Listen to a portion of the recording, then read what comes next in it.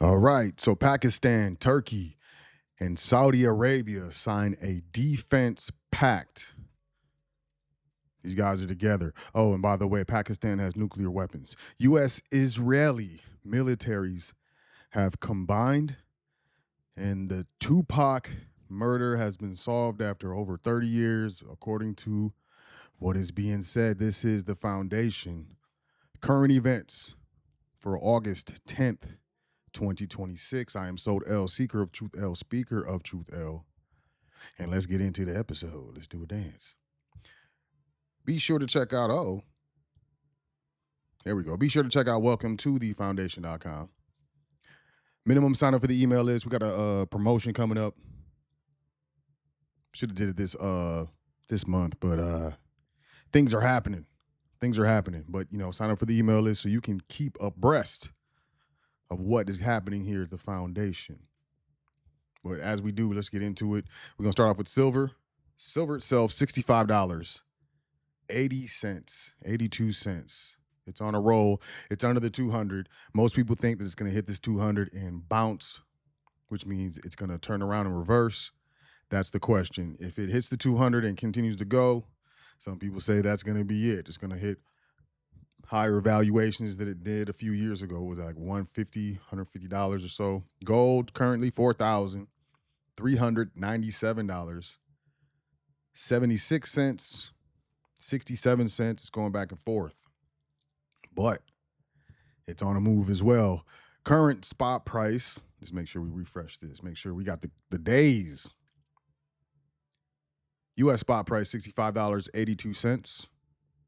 Shanghai spot price, $73.07.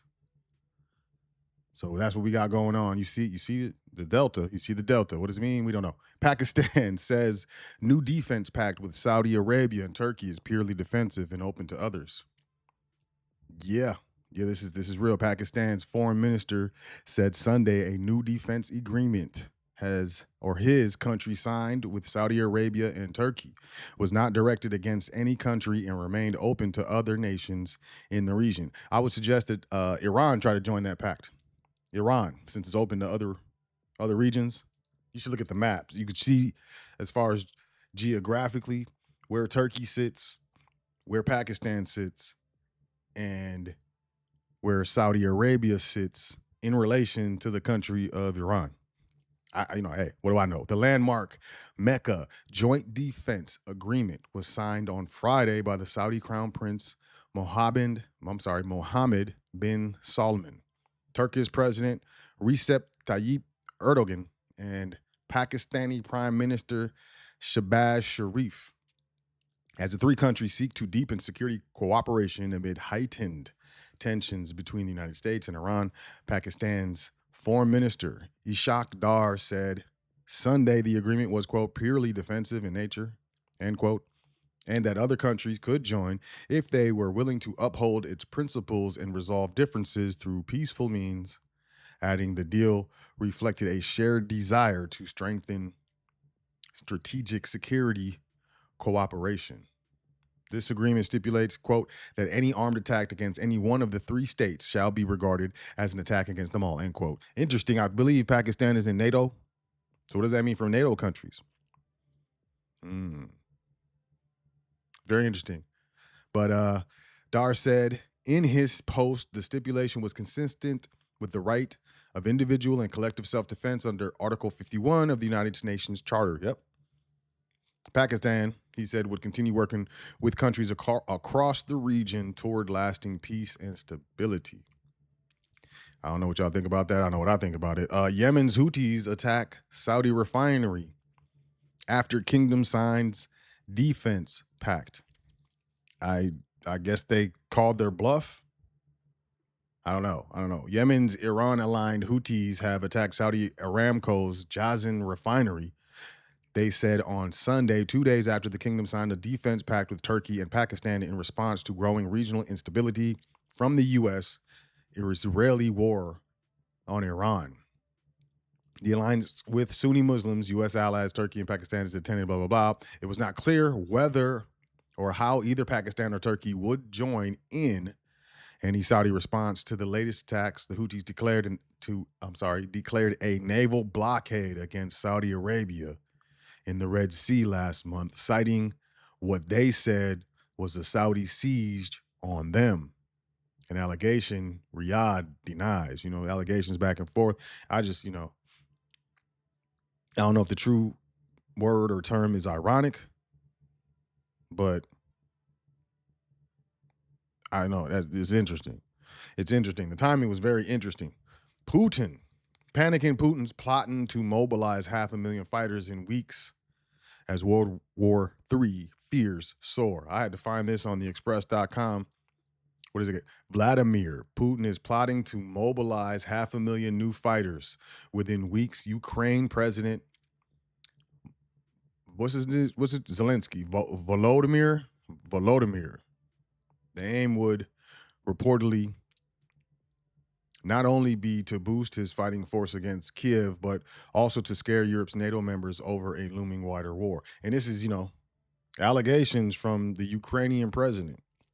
This is what's happening, though. This is what's going on. Congress quietly moves to integrate U.S. and Israeli militaries at a time when the American public is expressing unprecedented levels of distrust in the Israeli government. Congress just proposed tying the U.S. to the Israeli military more than ever before. Buried in the House's version of the 2027 National Defense Authorization Act, released on Tuesday, is Section 224. And this article is a little old, so y'all should do your research. Entitled United States-Israel Defense Technology Cooperation Initiative, the provision would arguably do more to intertwine the U.S. military with the Israeli military than the more than $200 billion in military assistance Israel has received from the U.S. since its founding in 1948. $200 billion is a lot of money. Section 224 lays the groundwork for bilateral research and development, co-production of weapons, joint ventures, licensing agreements, and seemingly every manner of U.S.-Israeli military-industrial complex cooperation. The U.S. and Israel already work together heavily on missile defense, but this provision would greatly expand coordination to seemingly every area of defense tech, including artificial intelligence, intellivisions. I got those too. You got one of those? I got one. Artificial intelligence with the ads and everything. It's crazy. Quantum, autonomous systems, directed energy, cyber, biotech, and many more. It also proposes, quote, network integration. That's the World Wide Web. And data fusion, end quote. In other words, the U.S. military's data could soon be the Israeli military's data as well. And you know where they get their data from, right? If fully enacted, this proposal would provide a higher level of military industrial integration than the U.S. has with any other country in the world. To be sure, the U.S. has worked closely with its NATO partners on co-production and shared supply chains, most notably via the Defense Production Action Plan, and as the number one arms dealer in the world. The U.S. provides weapons to militaries across the globe, but that is mostly a one-way street, with the U.S. providing weapons to foreign buyers who only occasionally make parts for those weapons themselves, as in the case of the F-35's global supply chain. Section 224 would be a different beast entirely. It would fuse the U.S. and Israeli defense sectors in multiple areas vital to the battlefields of the future, like autonomous systems and cyber. It would also bring extraordinary Israeli influence to the United States, as if it's not already here, beyond what it already has through the Israel lobby and its robust network of social media influencers. It would give the Israeli government the opportunity to greatly expand one of the most powerful levers of influence in United States politics, jobs in the U.S. By expanding or starting new co-production facilities like it already has in Mississippi and Arkansas, the Israeli government could boast of providing jobs on U.S. soil, thereby securing allies among members of Congress who represent the districts where those jobs lie. The result could well be a U.S. political system even more susceptible to the whims of an Israeli government that seemingly has no qualms about drawing the U.S. into military conflicts in the Middle East. I don't know. That's wild to me. It's wild. It's wild. Let's move forward. The U.S. economy just experienced its fifth largest month of job losses since 2020. Get out of here. Get out of here. Here's why it's both good and bad. The July jobs report delivered a surprise to the downside, forcing investors to rethink their view of monetary policy for the rest of the year. The U.S. economy saw a 23,000 decline in non-farm payrolls, well below economist estimates, calling for an 83,000 gain. I'm just assuming that these numbers are actual people. Interestingly, the unemployment rate also declined slightly to 4.1% as fewer Americans participated in the labor force last month. The 23,000 decline is the fifth largest monthly decline since 2020. The report brings both good and bad news. On the positive front, a weaker labor market could prevent the Fed from raising interest rates at its September meeting. On the downside, the report could indicate that the labor market remains fragile, implying the economy may not be as strong as initially perceived.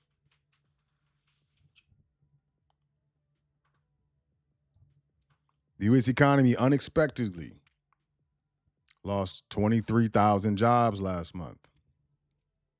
This is just another article espousing on the same thing. Let's move forward. Imperial Brands to cut thousands of jobs in the United States and in Europe, Bloomberg News reports. Britain's Imperial Brands is preparing to cut thousands of jobs in key markets, including the United States and Europe, to reduce costs. The first phase of layoffs will affect staff working human resources, finance, and procurement, and supply chain at the company's unit ITG Brands, which covers the U.S., the Dominican Republic, and Puerto Rico. The second phase will target the unit's legal, marketing, and insights and intelligence teams, with affected employees scheduled to be notified in April and cuts to begin mid-year. Quote, over time, the changes we are making will have an impact across our global market footprint. A company spokesperson said in a statement without providing details on the number of jobs affected. The Winston cigarette maker warned of higher costs stemming from the Iran war in May, as the whole tobacco industry suffers from a terminal decline in traditional cigarettes and mounting regulatory challenges. Imperial Brands, which employed about 25,800 staff globally at the end of 2025, did not immediately respond to Reuters' request for a comment. Some ITG brand roles will be outsourced to the company's strategic partner before the year end. The company has also been in contact with relevant bodies in the European Union about planned redundancies, which are subject to consultation. Yipes. There's a big problem with what we're told about America's economy. A surprising trend has been showing up in Bank of America accounts over the past few months. The gap between America's wealthy and poor appears to be narrowing. That's counter to the narrative we've been hearing for years that America's rich are getting richer, leaving the less well-off among us behind and the American dream out of reach. That wealth gap, often called the K-shaped economy, has been blamed for many of the economy's ills and a chief source of Americans' angst about their financial situations.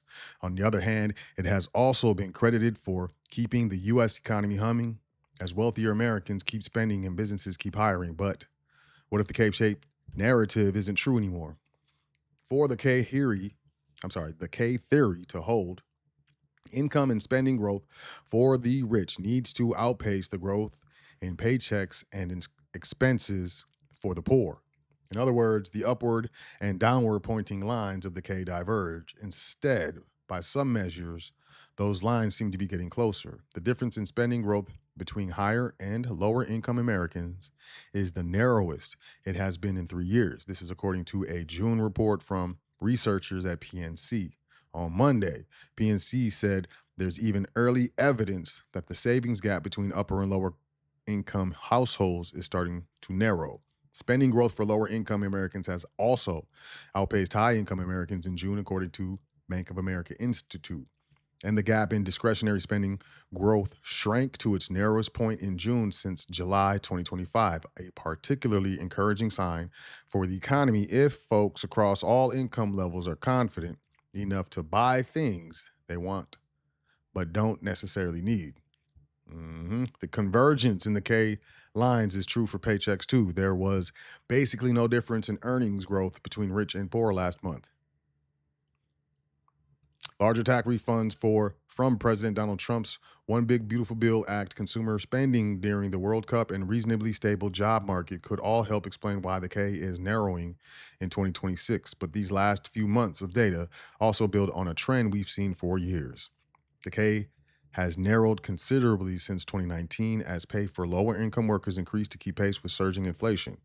A large influx of pandemic era government stimulus and social safety nets also supported lower income workers, noted Joe Brusalas, chief economist at RSM US. Over the past 7 years, the net worth of America's poorest grew much faster than that of the upper middle class, and middle class folks' wealth grew at a higher rate than the top 1%. Now, is that real growth, nominal growth? It's very important. But ultimately, what's being said is wealthy Americans are starting to feel the pinch as well. And that doesn't bode too well. After 3 decades, a murder trial brings focus back to the legacy of Tupac Shakur. Y'all remember this? I think it was 95, 94, 96. Yeah, it was 96. It took 109 seconds to settle the boxing match. It has taken 30 years for anyone to face trial over Shakur's murder. Jury selection started today for Dwayne Keith Davis, known as Keefy D, who was indicted in 2023 on one count of murder with a deadly weapon in Tupac Shakur's death. Davis, who's now 63, has entered a not guilty plea. Hold on, I want to go down here, though. There was a spot where they were talking about legal troubles. No, that's not it. I perused this. Lead suspect talked himself right into jail. This is what I want to touch on. For such a complicated case, Keefy D's defense is remarkably simple. You can't trust what he says. Quote, I would definitely say he's a liar. End quote. Davis's then defense attorney, Carl Arnold, said to Las Vegas television station KLAS in 2024. Arnold left the defense team a year later. Davis now says the book was a work of fiction, one he attached his name to strictly for the money. So he put a book out saying that he did it. Now he got indicted. Bottom line, whether he was lying or not, that's a bad move. Things people do for money. Godfather of AI race says brace for more rogue AI. The smarter artificial intelligence gets, the harder it will be for humanity to control it, according to Jeffrey Hinton, the Nobel Prize winning computer scientist known as the, quote, godfather of AI, end quote.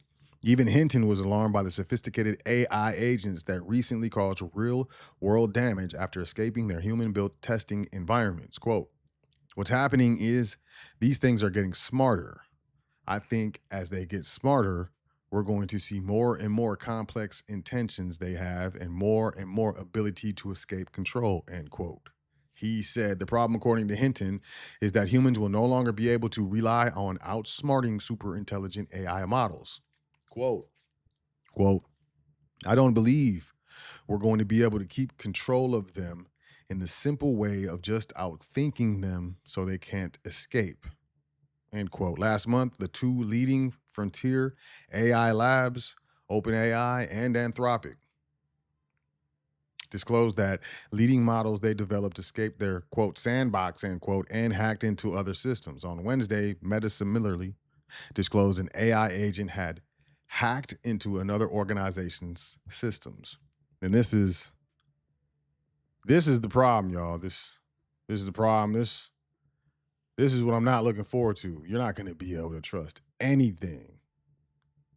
You cannot believe what you see, and you won't be able to believe what you hear. So intuition is going to be very important coming up. That's what I got for current events, y'all. Hope you had a great weekend. Enjoy yourself. Take care of yourself. Make sure you say 10 things that you are thankful for before you go to sleep tonight and every night. It's very important. And I'll catch y'all tomorrow on current events. Peace, y'all.